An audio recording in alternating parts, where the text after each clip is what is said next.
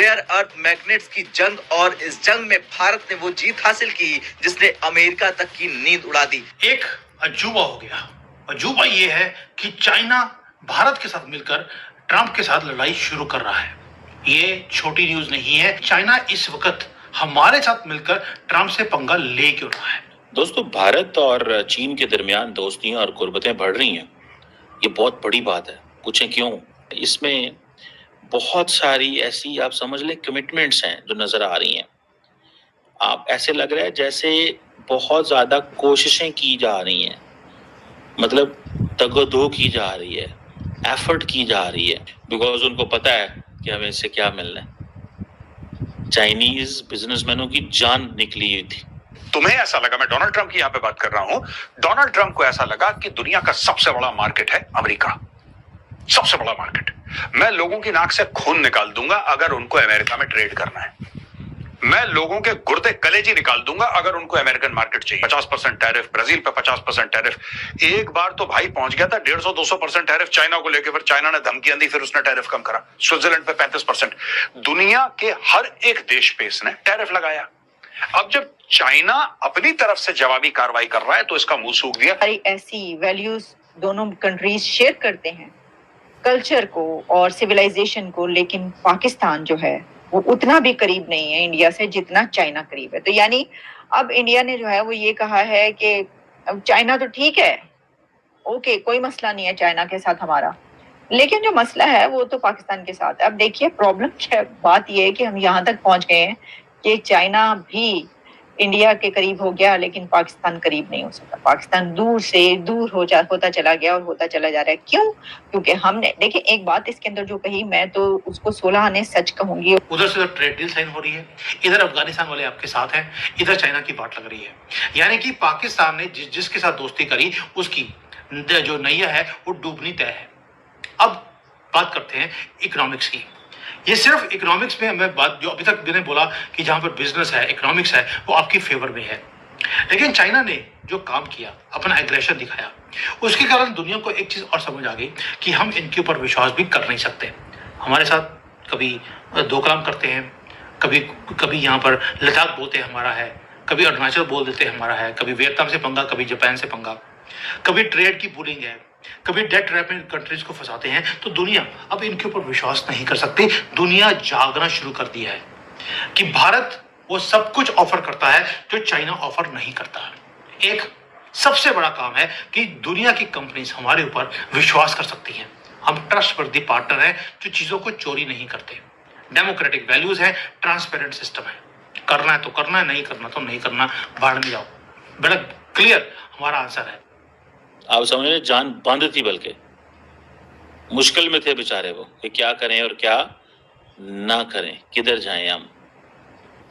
Chinese India को कह रहे हैं लॉन्ग टर्म पर्सपेक्टिव में इस खित्ते के अंदर मैंने और आपने रहना है, अमेरिका ने नहीं रहना। अमेरिका अगर अफगानिस्तान से जा सकता है तो क्या अमेरिका इंडो पैसिफिक से नहीं निकल सकता?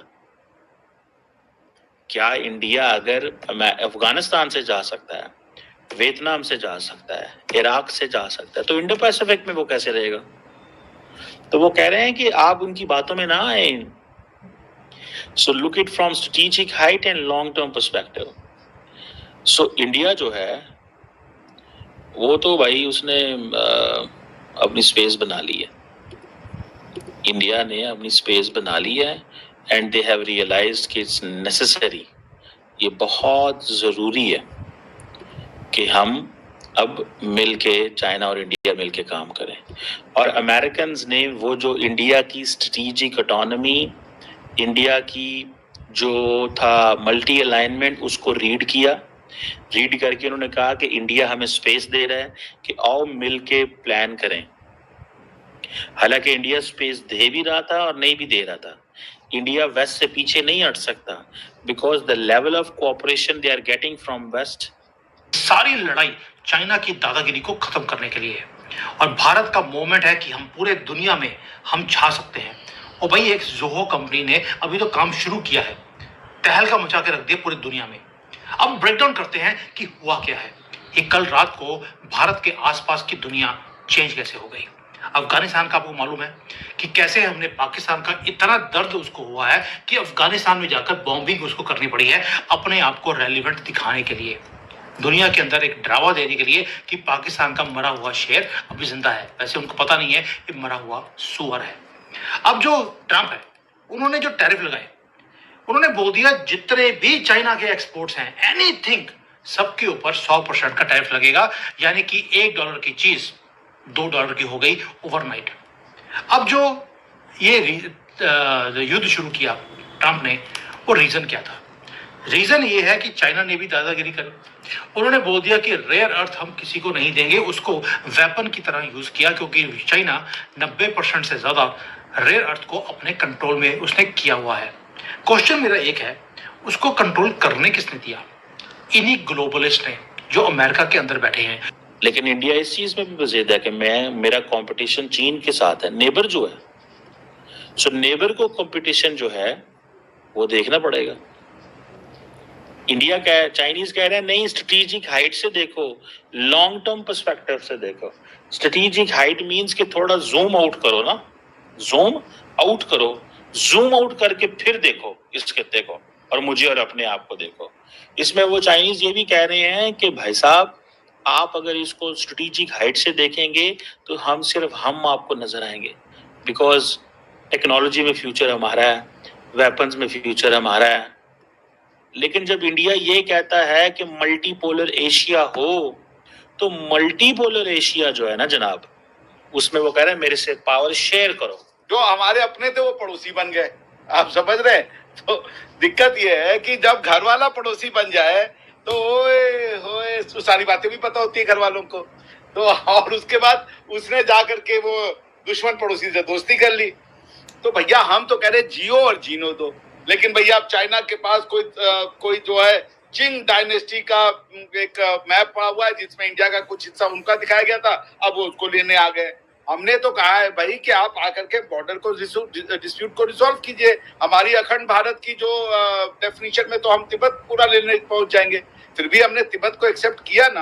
हालांकि मेरा ये मानना है कि वन तिब्बत को भारत को तिब्बत को एक्सेप्ट नहीं करना चाहिए। Tibetans are more Indian than Chinese, लेकिन फिर भी हम तो चाइना के हमेशा फेवर में रहे, लेकिन चाइना ने हमारे लिए कुछ नहीं किया। चाइना बल्कि आपके साथ मिल गया है। तो बताइए हमने आपका क्या, 4 वॉर लड़ी आपने, पांचों आपने शुरू किया, फिर भी आप हमें शिक्षा दे दिए। क्या करें हम लोग? अरे भाई एक दिन हमारी फखर भाई से बातचीत हो रही थी या किसी और से बातचीत हो रही थी, उन्होंने कहा भाई अफगानिस्तान पिछले 60-70 साल से जंग में रहा है। भाई हम तो पिछले 1500 साल से जंग में, जब से कुछ एक आइडियोलॉजीज आई है भाई ना रुकी नहीं।